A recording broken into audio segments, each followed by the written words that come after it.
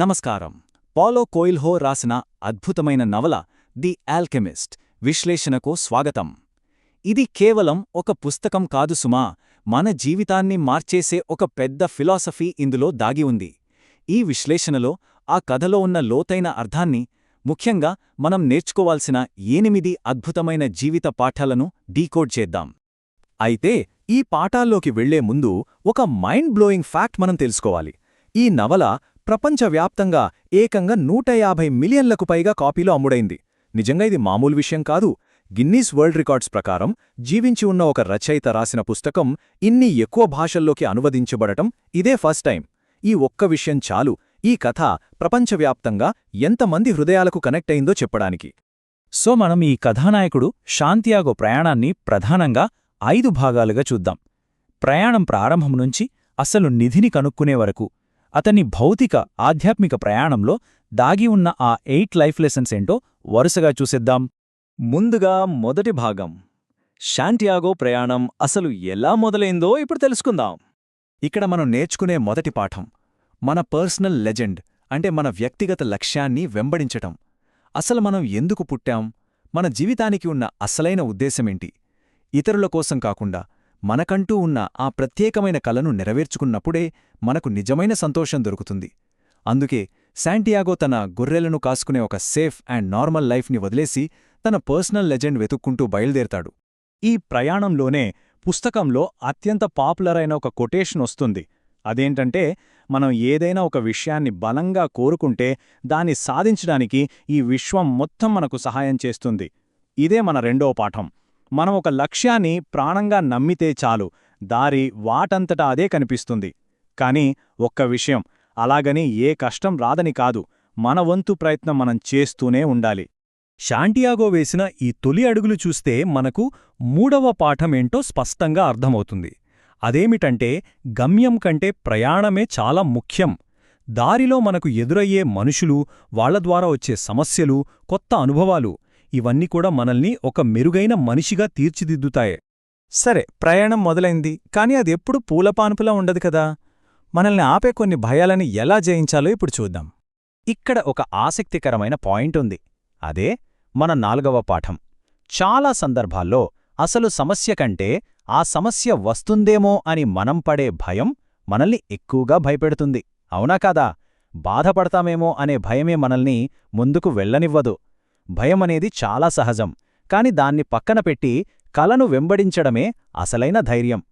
ఈ కష్టాలకు best example ఈ కథలో వచ్చే సహారా ఎడారి. విద్యాపరమైన విశ్లేషణల ప్రకారం రచయిత ఈ కఠినమైన ఎడారిని ఊరికే వర్ణించలేదు. మన లక్ష్యాన్ని చేరుకునే మార్గంలో వచ్చే అడ్డంకులకు అదొక ప్రతీక.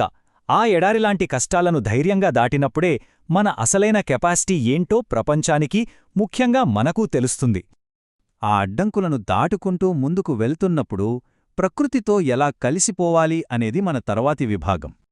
ఇక్కడే మన 5వ పాఠం వస్తుంది, సంకేతాలను లేదా ఓమెన్స్ను గుర్తించడం. మన చుట్టూ జరిగే విషయాల ద్వారా ఈ విశ్వం మనతో ఎప్పుడూ మాట్లాడుతూనే ఉంటుంది. ఉదాహరణకు, క్రిస్టల్ వ్యాపారికి ఉన్న వైఫల్య భయాన్ని చూసి శాంటియాగో తనను తాను మార్చుకుంటాడు. అంటే మన చుట్టుపక్కల పరిస్థితులను జాగ్రత్తగా గమనిస్తే మనం ఏ దారిలో వెళ్లాలో ప్రకృతి మనకు ఏదో ఒక హింటిస్తూనే ఉంటుంది.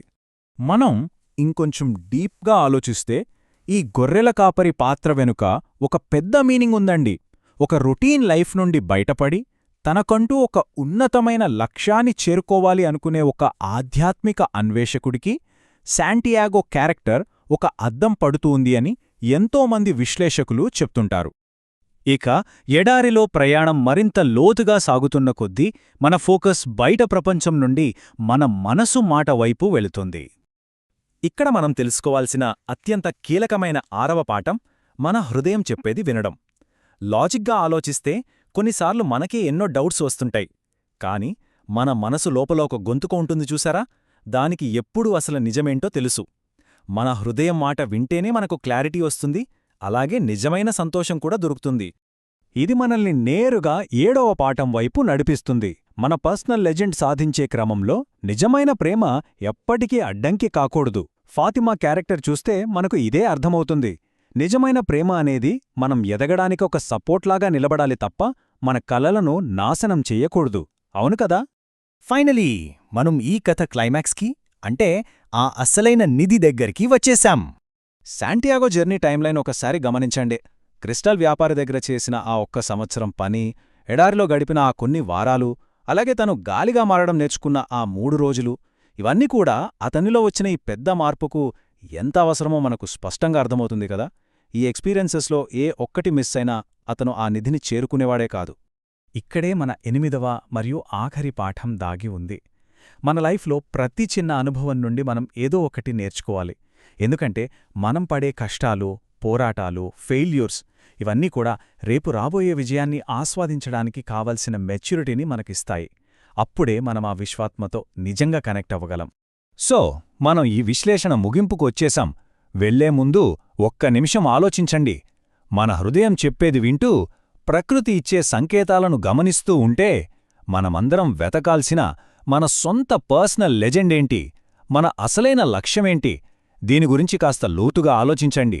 ఆ లక్ష్యం వైపు మీ ప్రయాణాన్ని ఈరోజే మొదలుపెట్టండి.